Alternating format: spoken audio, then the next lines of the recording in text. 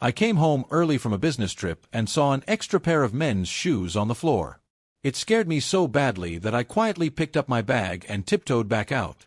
Close call. Very close. I almost forgot that my wife has been dating recently. I dragged my luggage to the pavilion in the neighborhood, sat down, lit a cigarette, and calmly enjoyed the view while waiting for my wife to finish up. Next time, I won't take this flight. It got me home 2 hours early. Didn't leave her any time at all. I really ruined their good time on purpose. That man is my wife's first love.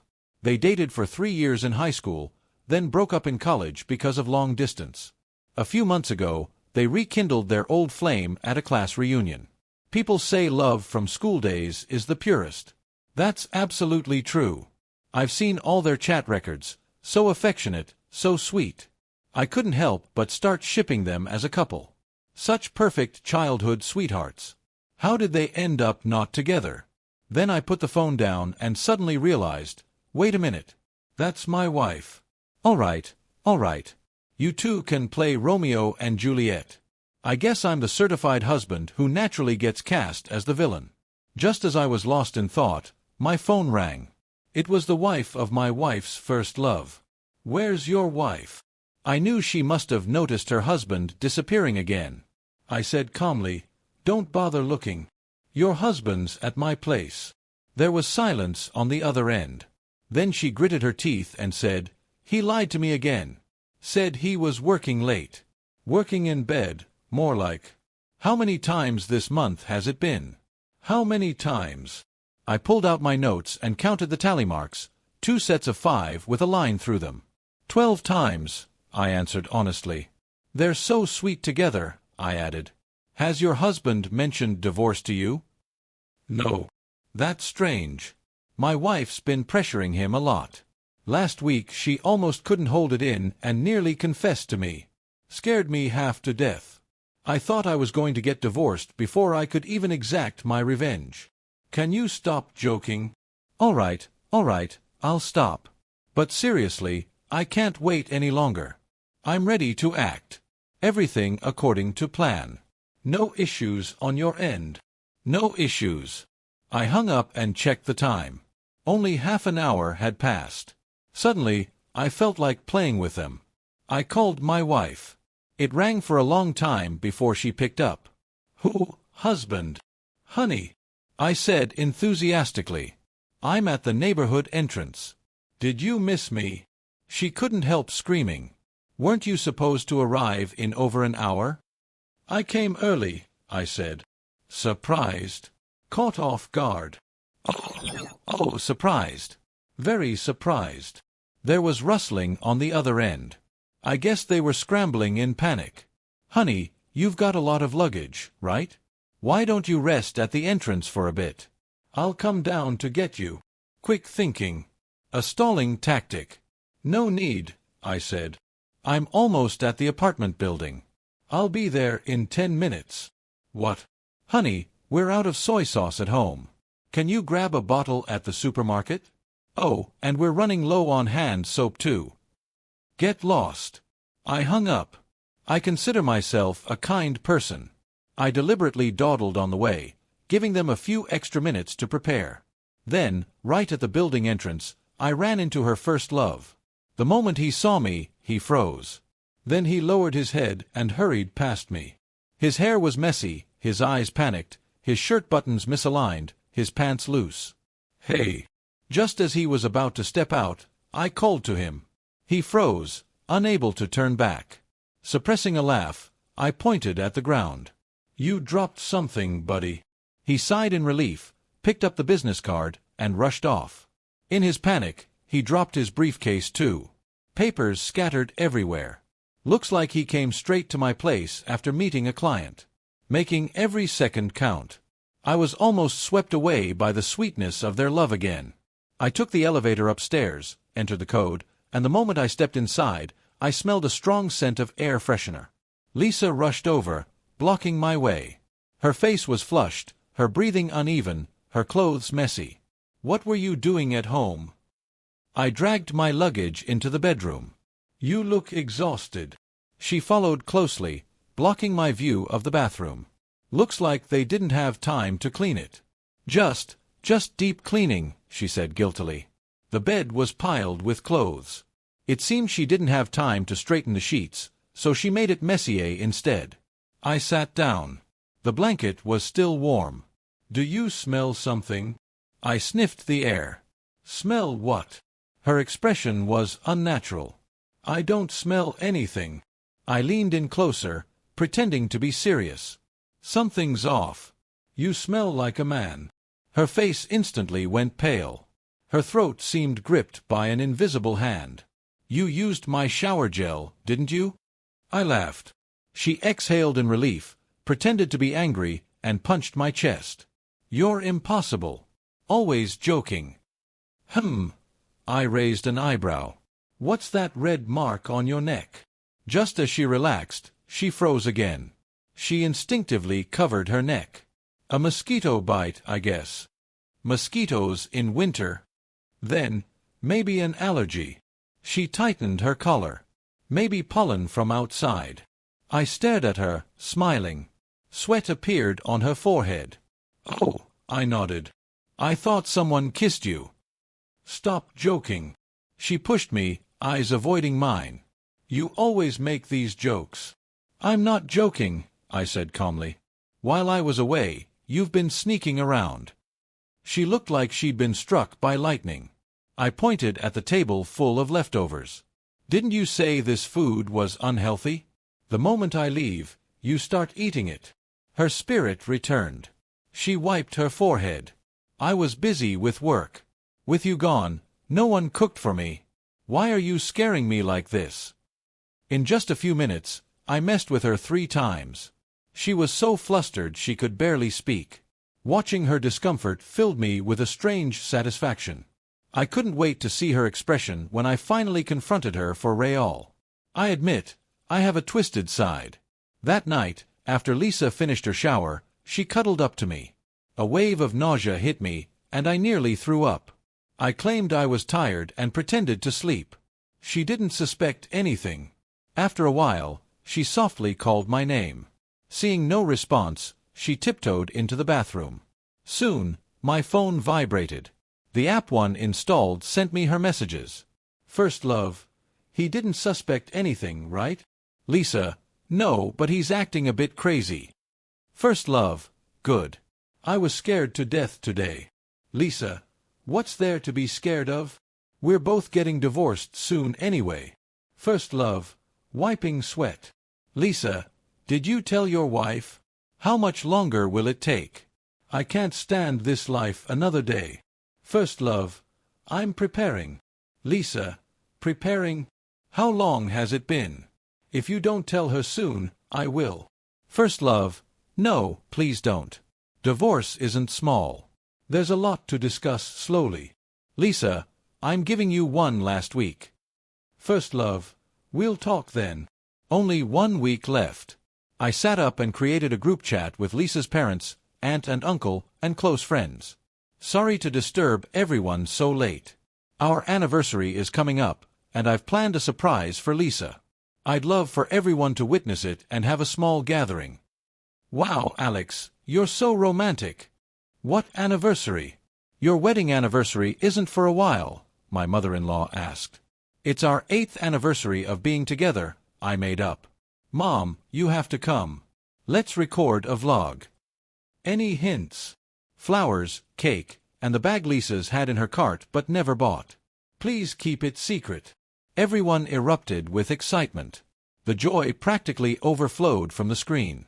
Lisa came back. Why are you awake? My boss called. I waved my phone. I have to go on another business trip this weekend. Won't be back until Tuesday. She pretended to be disappointed. Can't be helped.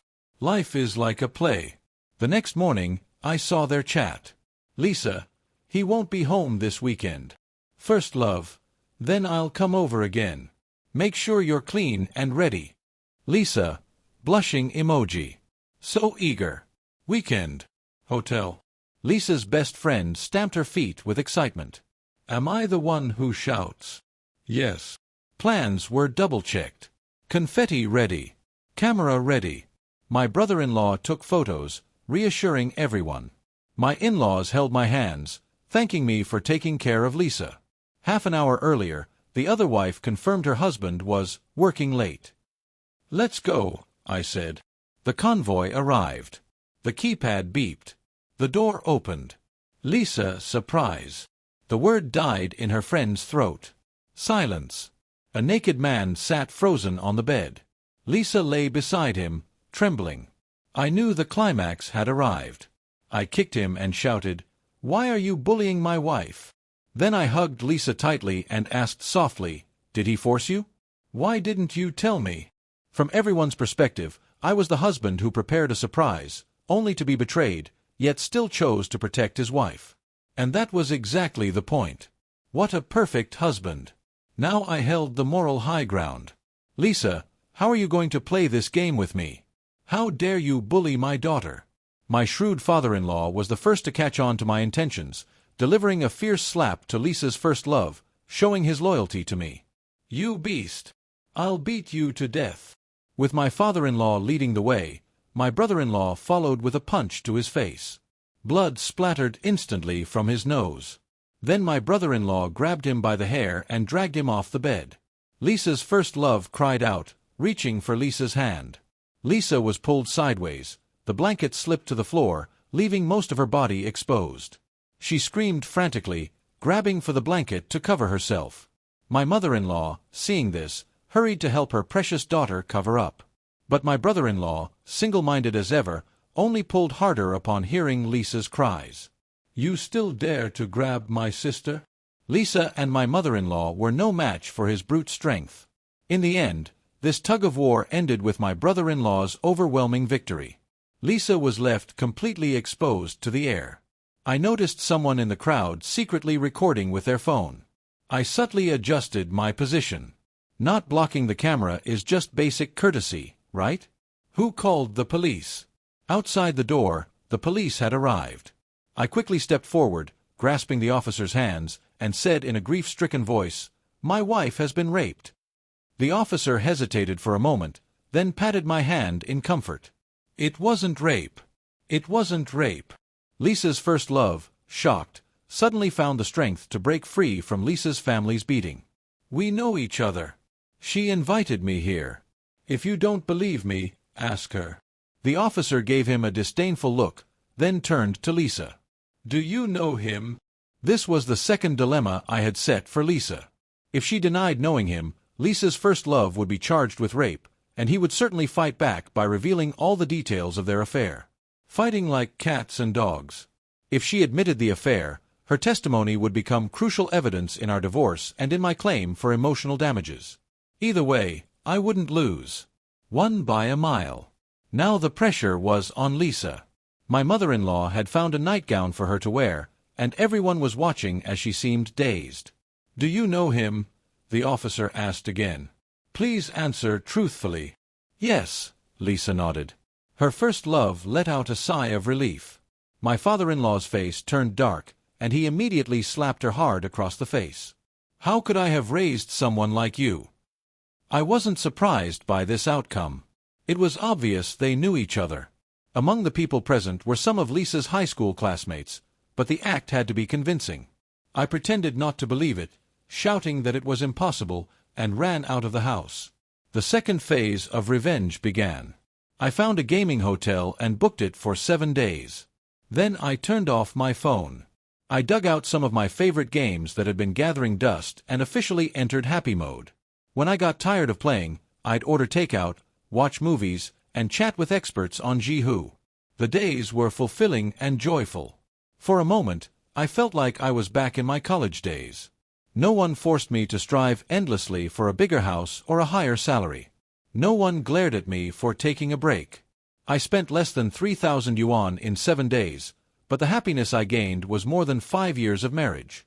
It's true, you only realize what you've lost once it's gone. If you've never been married, you don't know how awesome single life is. A week later, I reinstalled WeChat and turned off Do Not Disturb. My phone buzzed for over half an hour. Scrolling through, I saw all the unread messages. Lisa and her family were going crazy trying to find me. My soon-to-be ex-in-laws said Lisa had completely reformed and that if I were willing to give her another chance, she would never defy me again. They made it sound so convincing.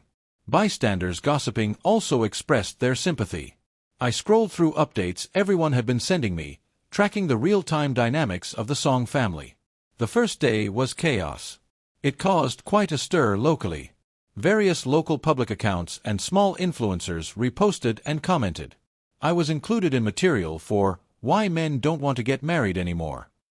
On the second day, Lisa's entire family didn't leave the house. The neighborhood gossip almost drowned them in their own home. On the third day, Lisa's workplace issued a statement saying her actions had severely damaged the company's image and reputation, so she was fired. She didn't dare return to pack her things. The company sent someone to throw all her belongings into the trash. By the fourth day, I was thoroughly enjoying myself. Then her family called. "Hello." I answered. "Alex, you finally picked up the phone." Her father sounded like Columbus discovering the New World, or like I had just gotten my first pair of basketball shoes. "Where are you? We'll come to find you. We've really educated Lisa over the past few days. You two still have feelings for each other, don't?" "I'll come to you," I interrupted. "It's better to clear things up in person." Okay, but Alex, you've had so many years together. Don't do anything rash. So many years of feelings. I used to think Lisa and I would grow old together. But when I saw the chat logs, I realized something crucial. All those years, there was always someone else hiding in the cracks of our life. Lisa didn't pursue me because of the steadfast and ambitious personality she claimed to admire or because I looked handsome at work. Those were just empty reasons. The truth was, her first love was flirting with another girl, and she couldn't stand it. She rushed to find someone else as a way to get back at him. 3 years later we got married, and she moved up the wedding by half a year. Not because of better timing, but to get married the day before her first love, to spite him.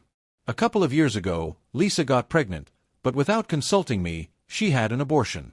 She said it was because her career was rising and we were young, so we could have kids later. In reality, her first love had moved back to his hometown, and they reconnected.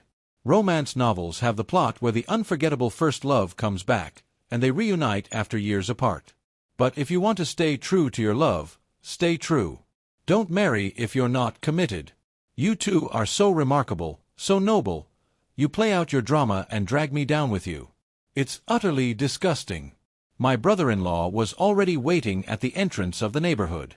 As soon as he saw me, he eagerly came to greet me.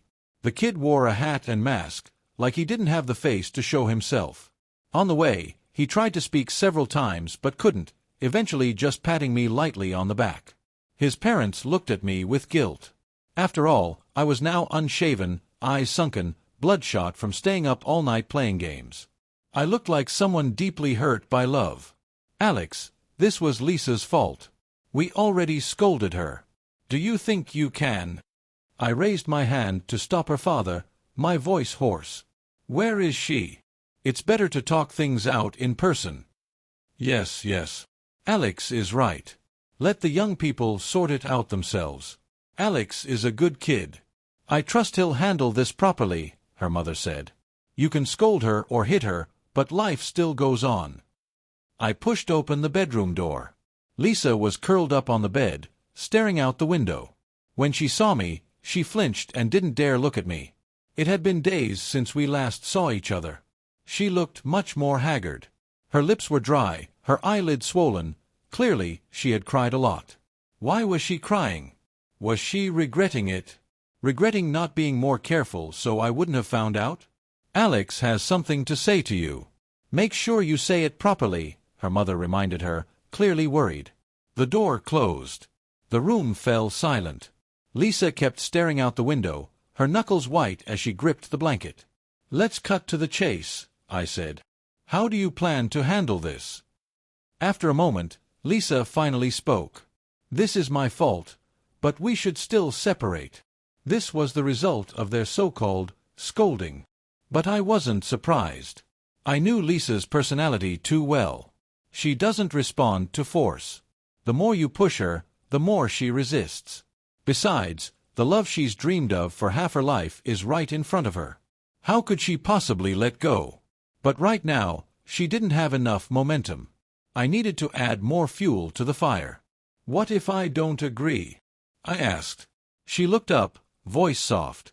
"Alex, a forced relationship won't end well." "Oh, how interesting. 3 years of dating, 5 years of marriage, a legally recognized marriage, and now it's a forced relationship? When did I ever force you? Did I hold a knife to your throat and force you to marry me?" "I'm sorry," Lisa closed her eyes, tears streaming down her face. "I can compensate you if you're willing to divorce." At that moment, her father, who had been eavesdropping outside, couldn't hold back any longer. He rushed in and slapped her. "How dare you talk nonsense? Divorce? So you can go live with that bastard? Let the neighbors laugh at us." Lisa covered her face, screaming, "I want a divorce. He's my first love. My true love. My youth already has regrets.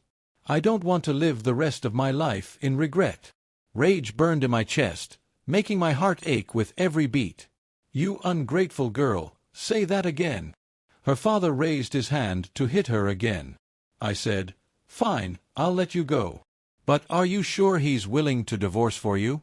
"He definitely will. You don't understand us." "Really?" I couldn't help but sneer. This only fueled Lisa's determination. "I'll prove to you how much he loves me." "All right," I said. "You'd better prove it to me." The day after I left Lisa's house, her parents kicked her out, publicly declaring that they no longer had a daughter. The old couple cares a lot about their reputation, so this outcome didn't surprise me. But now all of Lisa's escape routes were cut off. Her unforgettable first love had become her only salvation. But unlike Lisa, I left her first love plenty of room to maneuver. First, his wife was still pretending to be completely unaware. Second, she was out of town, so even though things were in an uproar here, she should remain oblivious. Third, she and Lisa's first love don't share the same social circles, so there's no one to spill the beans. Even if Lisa can't leave her house for a while, the impact on her first love is close to zero. He's still going to work, still drinking with friends, still sleeping, still eating. To ease his conscience, he tested the waters with his wife a few times. The reason he's so afraid of his wife is that he relies on her for his livelihood. A couple of years ago, he went all in on stocks, lost everything, and lost his job. But with his good looks and smooth talk, he latched onto a wealthy woman. Her family owns 2 factories. In recent years, he's nominally the second in command in the company, and his father-in-law has shown signs of giving him more power. The stocks, however, are still in his wife's name. Lisa's first love may seem like he's living large, but he can be replaced at any moment. Whether he's a man or a dog is entirely up to his wife. The $1 million annual salary and bright future he boasted about to Lisa were heavily exaggerated. No wonder Lisa, even if she has to leave with nothing, is determined to divorce me. A domineering CEO, an unforgettable first love, a reunion after years apart, all the romance novel tropes are there. According to novel logic, I, the second male lead, am destined to be crushed under the hero's feet. But unfortunately, reality isn't a romance novel. Even Lisa's first love for her is questionable. People involved often can't see the truth. Lisa thinks her first love is plotting a grand divorce plan. In reality, it's clear to me, her first love just wants stability at home while enjoying excitement outside. His wife is out of town giving him children. His first love is by his side, risking everything. He spends his wife's money and enjoys the love of his first love. He seems to have taken all the good things in the world for himself. As soon as the cooling-off period for the divorce ended, Lisa and I quickly went to the civil affairs office to finalize it. She signed the papers quickly, without hesitation. She even had her makeup done. It looked like she had a date lined up afterward. Watching her leave without a trace of reluctance, I extinguished the last bit of pity I had.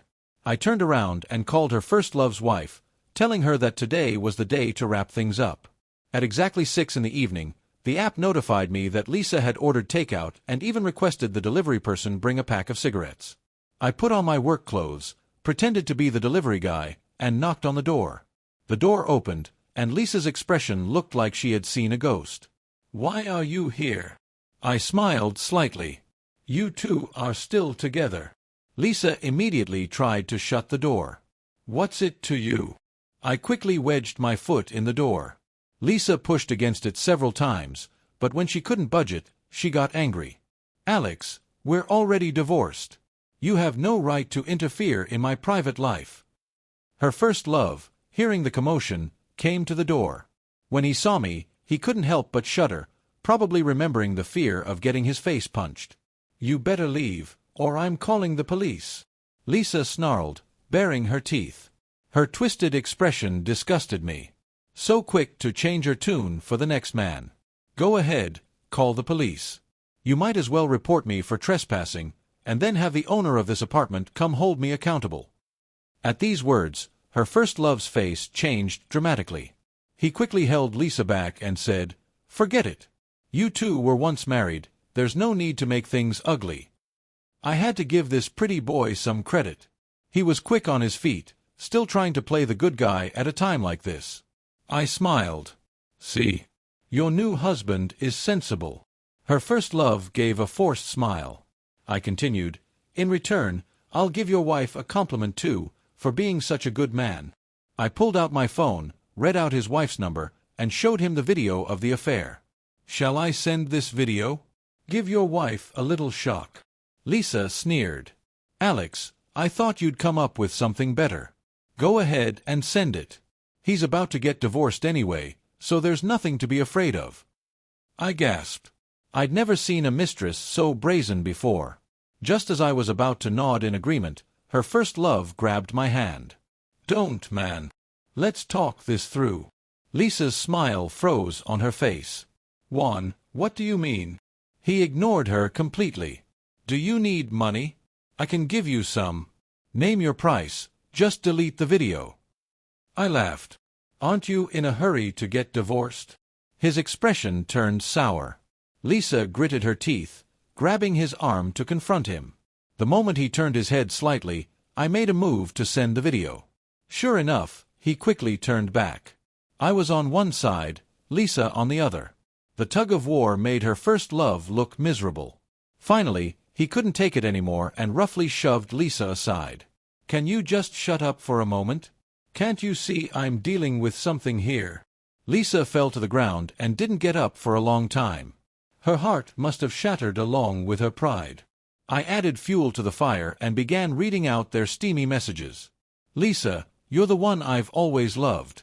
If it weren't for the kids, I would have divorced her 1,000 times by now. It was all my fault back then. You have no idea how much I regret it. I regret it so much it's eating me alive. Now the heavens have given me a second chance, and I'll treasure it, holding your hand and never letting go. I love you, Lisa. There's no man in this world who could love you as much as I do." I read a few lines, then paused, clearing my throat.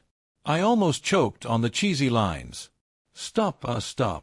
His face turned from pale to red. "Just name your price," he said. "I don't want your money." "Don't think everyone's like you, obsessed with money," I said. "Now I'm giving you two choices. Either you hit her, or I'll send this to your wife. You decide." Almost the moment the words left my mouth, he slapped Lisa without hesitation. Smack. The sharp sound echoed in the air. The world suddenly fell silent. Lisa turned her head away, her hair falling over her face, and a red handprint slowly appeared on her pale cheek. She sat there frozen, and slowly tears began to stream down her face. Her body started to tremble. I squatted down, grabbed her chin, and looked her in the eye. Word by word, I said, "Is this the love you wanted to prove to me? The great love you're willing to ruin your life for? I really thought you meant more to him." After I finished speaking, it was time to make my exit. I had just sent the signal. Her first love's wife burst through the door, her voice full of rage. "Juan, how dare you keep a mistress behind my back?" She stormed in with a few strong men, grabbed the pretty boy, and slapped him hard. "When we got married, what did you promise me? You live off my money and you dare to cheat on me? Divorce. We're getting divorced today. Get out of my house." The men grabbed the pretty boy by his limbs. He turned his head to look at me, yelling, "You said you wouldn't send it." I shrugged. My hand slipped. Then his wife delivered a swift kick to his crotch. There was a dull thud. I could have sworn I heard the sound of something cracking. His eyes bulged, his body curled up, and the veins on his neck stood out. His face turned so red it looked like it might start bleeding. It wasn't just me. Every man in the room instinctively clenched their thighs. The pretty boy lay on the floor, curled up like a shrimp. "Stop playing dead. Get up. Now, immediately. We're going to the civil affairs office." "Wife." "I'm sorry." He managed to squeeze out a few words, but his wife wasn't having any of it. And why would she? After holding back for so long, a few words from him wouldn't change her mind. He reached out to grab her foot, but she stomped on his hand with her high heel. Seeing that she was about to leave, he quickly scrambled up to chase after her. The room soon cleared out, leaving just me and Lisa. "Aren't you going to confront him? Make him choose between his wife and you?" I asked softly. "Are you really going to let this go?" Hearing this, Lisa got up and ran out after them. And so, on a bustling street in the night market, people soon witnessed a curious scene. A woman walking briskly in front, followed closely by a man limping, his hands clasped together as he repeatedly apologized. Behind the man was another woman, hands on her hips, demanding, "Which part of what you told me is true? Do you want me or her? Make it clear." It was obvious to everyone that this was a mistress being caught. The onlookers loved this kind of drama. People began to gather around, and a few bystanders eager for more excitement started live-streaming on their phones. "Wife, please calm down." One was almost on his knees, begging. "You already have a stomach condition. Getting upset isn't good for your health." Such a sweet talker. His wife sneered. "You're just saying that so that if I die of anger, you can marry this mistress." The pretty boy looked like he was about to cry. "No, how could I? It was all her seduction." Lisa, already irritated by being ignored, was now even more enraged. "You, Zhao. Explain what you mean by saying I seduced you." But the pretty boy continued to ignore her, pleading with his wife. "Forgive me this time. There won't be a next time. The children need a complete family." His wife retorted, "Even dogs know they can't serve two masters. I've spent all this money on you, and even if you were a dog, you'd at least know who your master is. Divorce." She spotted Lisa, and her anger flared even more. "And you put my pajamas on her. Damn it, Juan. You're really something." Hearing this, the pretty boy turned and ripped the pajamas off Lisa. Rip! In the blink of an eye, Lisa was stripped bare. Even I didn't see that coming. The pretty boy held up the pajamas like a trophy and offered them to his wife. "Wife, your things will always be yours." His wife was left speechless. "Are you sure this will work?" His wife and I were in a hotel room. Don't get the wrong idea. It was purely a strategic meeting. From the room's window, we had a clear view of his house. "Don't you trust me?" I smiled. "We've worked together for so long. Hasn't everything gone exactly as planned? I want to make sure he doesn't get a single penny." She was still a bit worried. "Don't worry." I had her tell the pretty boy that she wouldn't divorce him as long as he cut off all ties with Lisa. He was quick to agree and even offered to record the entire negotiation to prove his sincerity. Knowing him, the things he'd say during that recording would be incredibly cruel. And Lisa, with her reputation in shambles and everyone turning against her, with her personality, there was no way she'd just let it go. The negotiation was scheduled for today. I lit a cigarette, leaning by the window, waiting patiently. Hours passed, and there was still no movement from the house. His wife wanted to send a message to check in, but I stopped her. I had a feeling something big was about to happen. Sure enough, several police cars came rushing to the scene. Covered in blood, Lisa calmly got into one of the police cars. A cornered animal will bite. And a cornered tiger is even more dangerous. The November 2nd lovers' quarrel murder case. Due to a romantic dispute, Zhao invited Song to his home for negotiations, but Song came prepared and drugged him during the conversation. Song then killed Zhao. After being arrested, Song remained calm, stating that Zhao's betrayal was the reason for her actions and that this was the price he had to pay. A small section in the newspaper, and that's how this love story ends. I lit the newspaper on fire, watching the ashes scatter in the cold wind. In the distance, The lights of thousands of homes twinkled. Tonight, the moon was bright, and the stars were few.